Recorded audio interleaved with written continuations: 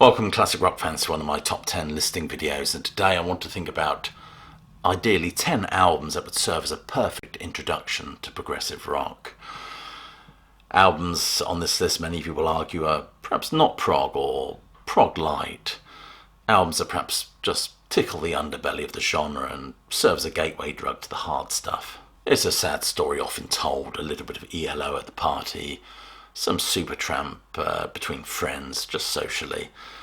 And next thing you know, they have that 1,000-yard stare, the pallid complexion, and are buried balls deep into Lark's tongues in aspic.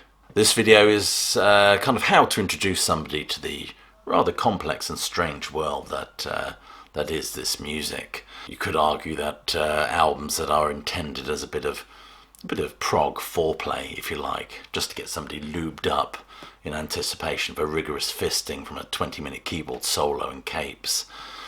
So anyway, 10 albums that would serve to introduce somebody to progressive rock. That's kind of the theme we're going with. Number 10 is Rush and Moving Pictures. Moving Pictures was a stepping away from those conceptual epics they did in the 1970s. Of course, the band had already hinted that this is the direction they're going, with absolutely brilliant Permanent Waves, of course. They were looking for shorter, less conceptual numbers. But this album contains, makes this list because it contains all that musical complexity of good prog and virtuosic performances, but well, all the fiddly-diddly stuff. Elves and capes, not to mention suspect kimonos. This is something that could be often played on the radio, but without losing the band that well-earned prog cred. It is one of those albums which is both complex, catchy and likeable, greasing the wheels for those neophyte proggers to check out their other stuff, and who knows, maybe even consider doing battle with the Necromancer. Number 9 is Supertramp, Crime of the Century. Of course, many of these albums that I list on here kind of skirt around the perimeters of progressive rock. It show enough traits of the genre, I think, to lure the unsuspecting in. Supertramp certainly came into their own with this album as their lineup gelled, but more importantly their sound. A sound that is instantly beguiling, I think. Some of you will say, come on, Supertramp prog, more art rock, surely. Well, maybe you're right. Why not throw in some Roxy music as well if that's the case? But nevertheless, their sound is complex enough to get people to think about more sort of noodly stuff, and perhaps push people into that mire of prog goodness. Maybe I'm nothing but a dreamer, you'll perhaps say. Oh dear. But I truly believe from little prog acorns do mighty prog oaks grow. Supertramp have been described by AllMusic as snarky collegiate elitists, an art rock variation of Steely Dan. I prefer to think of them as the thinking man's 10cc. This album isn't quite as bite-sized as the remarkable toe-tapping Breakfast album. Now there's a good album for you, but it has enough intriguing little earworms, I think, to lure people in. It's an atmospheric album. More importantly, a very likeable album as well. Number 8 is ELO and New World Record. Some of you might feel that ELO is simply not prog, but more of a kind of symphonic pop, and I don't mean that to be disrespectful to them at all. Either or, they are certainly leaning in the right direction. And if someone enjoys the symphonic sensibilities of this band, who knows, maybe it might push them close to the edge and start checking out some of the Yes stuff. For me, in many respects, this album feels like a bit of a pop album, but with a prog mindset. Which is the point, I think, Tchaikovsky melded with Lennon and McCartney, an illusion I think Jeff Lynne would probably enjoy. I love the opera on Rockeria and Telephone Line with the lovely strings in the background. The opening song Tightrope begins with a wonderful overture before exploding to their gorgeous guitar melody, which is as infectious as a public lavatory seat. This band undoubtedly renegotiates the middle ground between popular music and classical music. This is a hybrid sensibility we're talking about here. And if that doesn't epitomise prog, what does?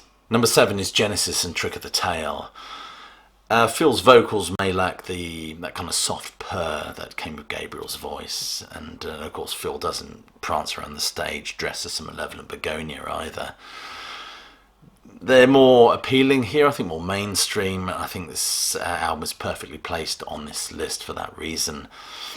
When you listen to the kind of music they're making here, it's not that dissimilar to what they'd already done. I think they were trying really hard to make a damn good record. But it certainly does have a little bit of extra sonic sheen, but without those opaque narratives about lost Puerto Ricans in New York City. And Steve Hackett put some incredible guitar work on this record. I mean, for me, it might be an unpopular opinion with you lot, but I sort of feel Genesis without Steve Hackett isn't really Genesis. I can live without the loss. I can live with the loss of Peter Gabriel. I know it's probably heresy to say that. And don't get me wrong, I love the poppier stuff they did as well. I love that album Genesis with the yellow shapes on. I think that's wonderful, and would also serve brilliantly in place of this one on this list, I think. But this album was to prove all the naysayers wrong. Naysayers like Chris Welsh, who said that once Gabriel left, Genesis were toast. But Collins steps up and forwards towards the mic, and they make an album that has a broader appeal, shall we say.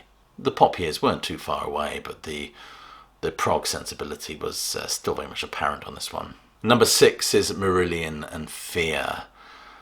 Many of you will obviously dispute the fact that I've put this album on here. The reason I put it on here is it's a little bit heavier thematically in terms of the prog stakes, but it's such an ornate album. I think I've spoken to so many people who are just taken with the essential beauty of this one. But it's a political album, of course, which might get some people's goat, but it's one that looked at the injustices of the world and what some people viewed as the collapse of the neoliberal consensus. But unlike the recent album they've put out, this record feels more observationally ironic. We don't feel the admonishing wag of Hogarth's finger so much. And although thematically quite heavy, it's just compelling listening, simply because of the point I made earlier. It's just so ornate and beautiful. We're sucked in from the opening buzz of that bee and references to the English walled gardens. That's before we get to the howls of rage at the end in the New Kings.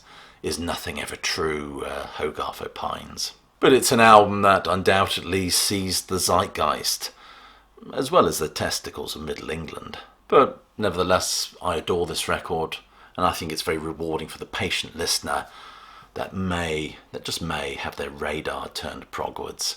Number 5 is Mike Oldfield and Tubular Bells. I think this would be a fascinating foray into the musical complexity, the colouring and the sheer dynamic range that prog offers. It's balletic in its musical twists and turns.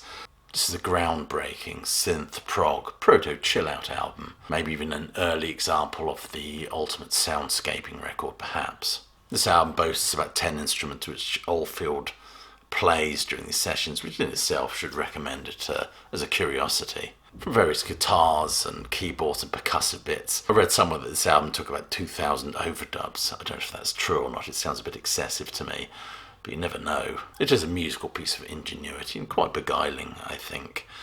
I think rather appealing to the someone just beginning to explore the different realms that progressive rock offers.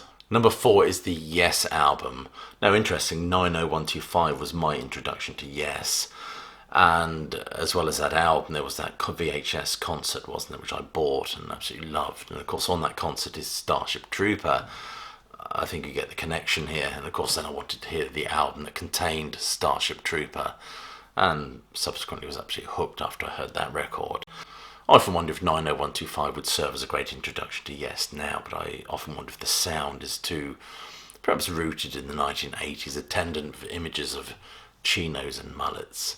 But this album has a perfect blend of prog ambition, yet also the accessible Yes, the cosmic Starship Trooper, the rather whimsical Your Move, the Bonanza-themed Yours Is No Disgrace, as well as the wonderful, wonderful Perpetual Change. In terms of an introduction to prog, this album or Fragile would be the Yes albums that I would put forward. Interestingly, Tony Banks has said that this is his favourite Yes album and that he actually preferred Yes when Tony Kaye was in the band. Ouchie. He does have a point. I mean, it was the addition of Steve Howe and his guitar pyrotechnics that I feel really lifted this band up. Rolling Stone has described this record as a giant leap forward. So I suggest that this album would be a wonderful, not an introduction to Yes, but a great introduction to those looking to explore the cosmic vibes that is progressive rock. Number 3 is Pink Floyd's Dark Side of the Moon, an album described as prog light by Rolling Stone. Now, we've argued on this channel repeatedly about whether Pink Floyd are prog or not. But nevertheless, I think this is an important album. It's an iconic and well-recognised record that firmly deserves a place on this list. This album is so much a part of our cultural and musical DNA these days that that heartbeat still resonates. The whole generation still captivated by its uncompromising portrayal of the permanent truth of things. And as a concept album, of course, it critiques the pressures of modern life, these little mini sonic explorations on aging, death, class, and of course insanity. And of course it continues to adorn thousands of coffee mugs and t-shirts and baby grows. It's everywhere. So I think it's an album that surely must pick the curiosity of our target audience. Number 2 is Emerson, Lake and Palmer and the debut album. Some of you have rather waggishly yanking my chain have suggested that I should put forward Love Beach. But really, should a bad album be a good introduction to progressive rock? I'm not so sure. I think the problem with Love Beach is, I'm quite open to be taking up that dark desert highway where the warm smell of colitas rise up through the air, or even taking down to Paradise City where the grass is green and the girls are pretty. But to be invited down to Love Beach by 3 open-shirted proggers, I should cocoa. But this, their first album, Not Love Beach, is full of drama and intrigue, and it possesses something that sometimes their later work lacks, and that is a sense of balance, a sense of proportion, if you will. And Lucky Man, of course, was a whimsical throwaway, which is elevated by the wonderful Moog bit at the end by Keith Emerson. And of course, my personal favourite is the album Darkens with Knife Edge. A beautiful piece of music, beautiful vocal performance as well. It comes down hard like a butcher's cleaver, especially after the whimsical strummings of Take a Pebble. And number 1 is King Crimson in the Court of the Crimson King. Not the full title, but that's what I'm going to call it, from 1969. Many would argue this is where our prog story begins. From the proto-punk of 21st century schizoid man to the mellotron-drenched epitaph, and of course those beautiful, beautiful pipes that Greg Lake possessed as a young man. I mean, who doesn't love this album? That was a rhetorical question, by the way. This is an album that takes the reins as music was kind of navigating its way out of psychedelia, moving via the avant-garde into more progressive pop, progressive rock territory, which employs elements of jazz, but also draws heavily upon a Western symphonic tradition, something that Lester Bangs actually hated it for. Of course, Lester Bangs always felt that rock and roll should always be connected to that African-American idiom. But all that wonderful experimentation with psychedelia, the avant-garde, symphonic pop, reaches its fruition beautifully with this album in 1969. And don't get me wrong, there's some wonderful groundwork laid by some great bands out there, bands like the Moody Blues and certainly the Nice. Bill Bruford, I think, has gone on record as saying if it wasn't for the Beatles, we wouldn't have had progressive rock. But all that stuff, as I've said, is covered in my prog intro videos. The point being that this is a thoroughly engaging and compelling album. And not too challenging, I think. So there you are, that's my top 10 rundown. Albums that I think would serve as a perfect introduction to the world of progressive rock. Something to lube the wheels, so to speak. I know I'd love to know what you think of my choices and my reasoning behind my choices. If you haven't subscribed, and please do press that subscribe button and share this video and click that little notification bell. It all helps this channel grow. Anyway, I shall leave you with my closing salvo, which is, as you know, hope you're well, staying safe, but more importantly that you keep listening.